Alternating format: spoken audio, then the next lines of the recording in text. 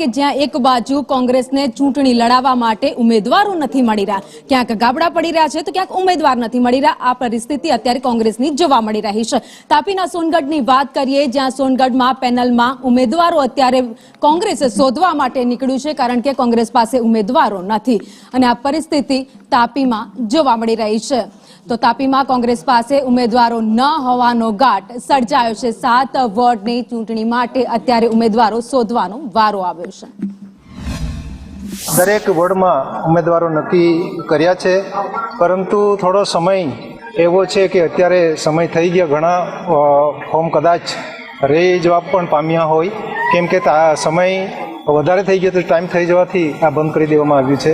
એટલે મોટા ભાગે કોંગ્રેસ પક્ષે ઉમેદવારો નક્કી કરીને ફોર્મ ભરાઈ ગયું છે, મેન્ડેટ પણ આપી દેવામાં આવ્યા છે। તો 28 થી 28 અમે ફોર્મ ભર્યા છે, મેન્ડેટ આપ્યા છે 28નો, થોડું ફોર્મ ભરવામાં વિલંબ થયા છે, એટલે એ ખાસ કરીને ટાઈમસર અમે પહોંચાડી દીધા છે મેન્ડેટ પણ, અને ફોર્મ પણ ભરાઈ ગયા છે।